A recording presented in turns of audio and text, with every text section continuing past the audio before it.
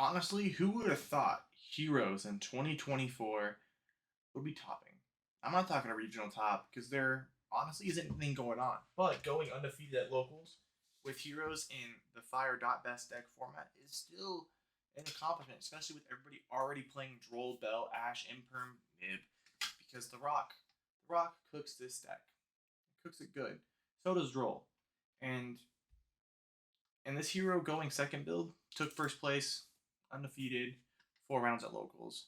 Absolute bonkers and shenanigans. So let's go ahead and jump into it, and we can talk about the reason why we were playing that blind second list, and then what our sideboard really means and why we're playing what we got. Now everything hero wise is pretty standard. We got our one elemental hero Neos, the best hero out there. I don't care if anybody says him. All the Neospatians, best hero arc. Everyone else, doo doo butt. 3 Stratos. Don't think I need to explain the the normal summon search. The 1 Liquid Soldier, the 1 Shadow Mist, playing 3 Ferris and the 2 Bion with 1 increase. Now that is like our golden hero ratio. You're not gonna see more or less unless you're seeing like those weird 60 card lists where it's essentially just a D hero or just a hero. It's just Jaden Yuki pile deck. It's whatever Jaden Yuki played in GX. I'm throwing it in one deck. Um, so the 1 Plasma, the card's insane. It just is a skill drain. Takes a monster. If they don't have any sort of back row or hand trap to negate it, you are gonna win the game. Nothing right now is playing around it. So unless they're like I said, Speller Trap or Effect Veilers or something, you're just gonna win. It provides a lot of value. Too good. Too malicious because it's only at 2. We play 3 if it was at 3. One of the best hero cards to ever exist. Denier, probably one of the newer, better hero cards to exist. It's a 1 card link to. There's lots of shenanigans. Rest in peace, the Sold, which gave us so much value, but hey, I'm not gonna complain here. A Sold probably should have got hit. Most most of those links in that set did get hit anyways. We decided to play 1 Crosskeeper to essentially play around Droll as much as possible.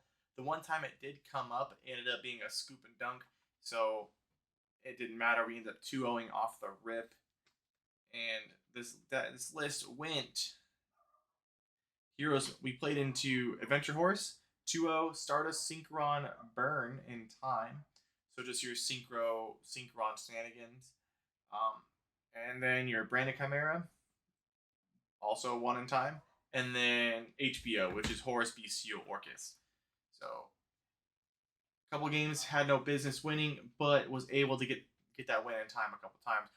And Heroes just put up some really thick monsters. It just says, hey, I don't care how big yours is, mine's bigger. And my side point is Crosskeeper is probably going to be cut back into emergency call.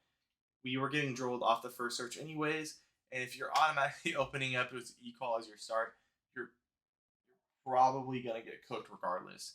But Crosskeeper lets us kind of extend, play around some droll and stuff. Let's just get into our Link 2 plays, which is bonkers. Bonkers. 3 Fusion Destiny, 3 Polymerization, 2 Mass Change, and 1 Miracle Fusion.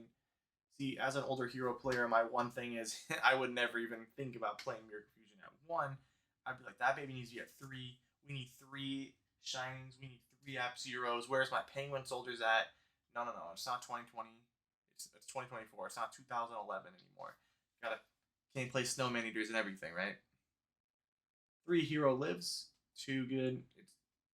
This card beats SP, so if you ever have a problem with SP, Hero Lives gets around it for you. Fool's Burial, Rhoda, and Called By for our power 1-ofs that are at 1. We play more if we could. Now for the blind second shenanigans that we do got going on. We are maining 3 Regeki, 2 Lightning Storm, 1 Dark Hole, 3 Droplets, putting us over at a 41 card deck, and with the 1 favorite contact. These are absolutely busted. Lightning Storm only being the only card that's once per turn, and it doubles as back row and main monster hate. And not a lot of people are expecting blind second right now in this current format. So if you don't like your blind second decks and you don't want to go first or even think about interrupting your opponent, like, oh, who cares about what choke point win is when you got opened up double Regeki? You know, not a lot. Not a lot to care. Droplet's insane. Ever since Arise Heart is gone, it just kind of says, I'm gonna. I don't really care about your board. And then if you get shifted, you get shifted. At what point, a walking shifter is way worse than a regular shifter. Move into the extra deck. We are playing 2 extra Cross Crusaders, 1 Wonder Driver, 1 Infernal Devicer, and then 1 Dread Decimator. Those are our only link targets. This is a straight hero feature face deck, and we got Phoenix Enforcer DPE, probably one of the best newer heroes out there. I mean, it's everybody remembers Predaplant and Fusion Destiny into your combo, dropping a Fusion Destiny. Oh my god, great. 1 Dystopia. That's it for D heroes. Into our Elemental Hero fusions, we got Hero Sunrise. We are playing Wake Up Your Elemental Hero. Elemental Hero Neos Wingman, one of the best heroes out there, and my all-time favorite, Absolute Zero. Elemental Hero Flame Wingman Infernal Rage, super free. Actually, kind of sacked me when we were playtesting with it. So good. And then Darklaw. We already know what Darklaw does. It is the Searcher Hater, which is nice, and it's a little walk. It's we got our own walking macro. I love that. And then Divine Wind and Hero Acid.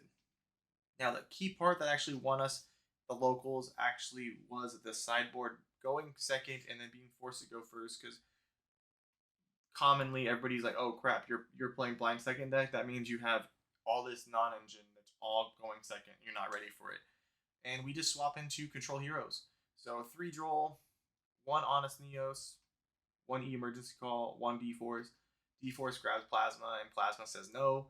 And then obviously our other lock, which is Dark Angel, which says no. So, sorry, Manadian players, if you do not open up your Visa Starfrost, you ain't playing around that. No ifs, ands, or buts, right? Or Droplet. I mean, I guess Droplet works too, but sure. But if you Droplet, you can't drop it when we have Darklaw. Big things. 1 goes in and 1 Rivalry. Now, those probably might become summon limits instead. Just further testing to kind of figure out what's best. We play more if we could. They're only at 1 each. 3 anti-spell. This card is literally insane. It says no Brunix. So Horus can't play. Orcus can't play. Pretty much any major deck right now in the format, with exception to maybe Rescue Ace. They're really not playing around. They're going to get turn skipped. That's just what it comes down to. And then Dimensional Barrier to kind of just say no to the rest of the decks that are just extremely linear, that only X or only Fusion. Synchro, Drytron, for example, kind of loses this pretty hard. But that is it for the list.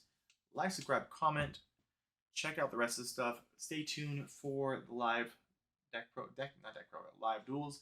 We are starting them back up. I'm very excited about it. I had to take a little month hiatus, kind of get everything in together, all situated, so it just looks better. But we're not bad at the game, guys. We just gotta shuffle better. I hope you all have a great week. You stay safe out there. Goodbye.